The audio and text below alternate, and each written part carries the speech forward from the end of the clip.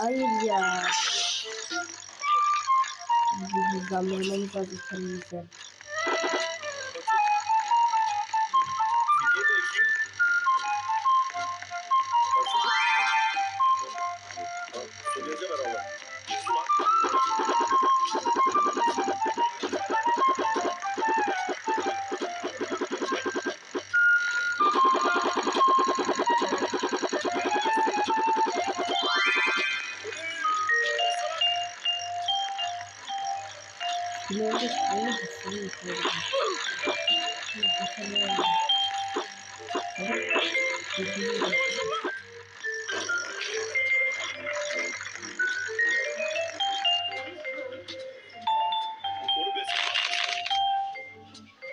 Onun gelişimi için ne gerekiyorsa yapmalı.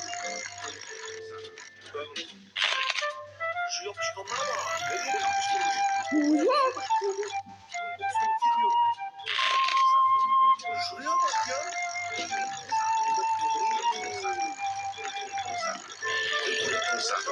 Tung tung tung sahur. Tung tung tung sahur. Tung tung tung sahur.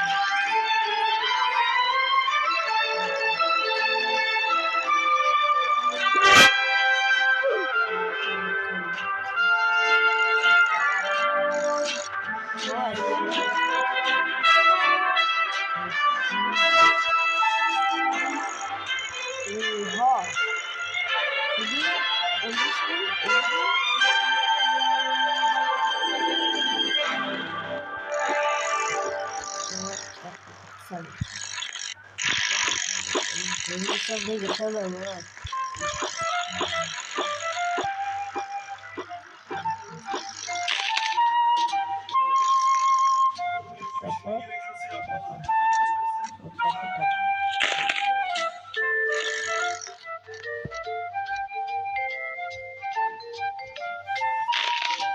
Oğlum bir şey yapacağız.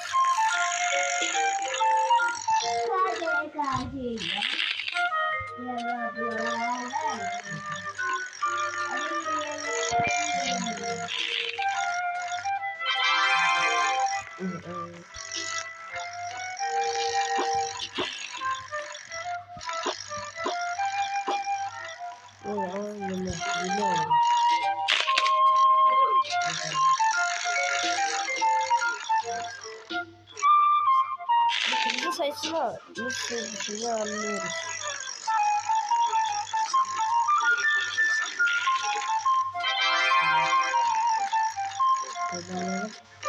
Abi 15 değil mi? 15. Bir tane kalıyor bizde.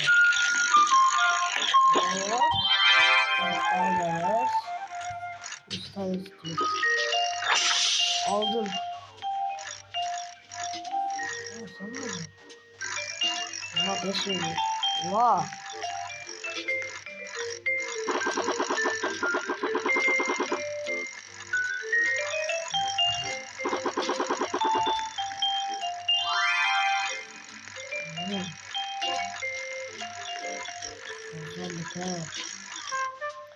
Çok güzel arkadaşlar. Çok yorulduk. Ödevlerim de kalmış ya. Abi video şey çekeceğim. Şimdi de bitirmem lazım arkadaşlar.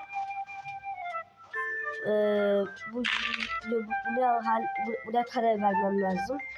Yarındaki videoda çekerim arkadaşlar artık. Yani ben bunu çekemem.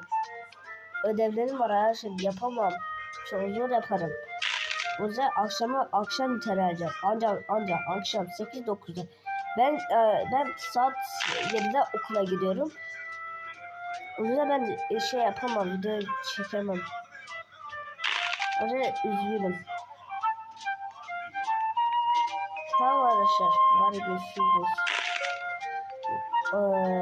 Ben halledeceğim ve yarın video çekerim. 9 tane problem yazacağım arkadaşlar. Problem. O yüzden maalesef bunu yapmam lazım. Yapamazsak akşamı yetiştiremem. Şunu yapalım. Videoyu kapatalım. Başla ben böyle yapmam lazım.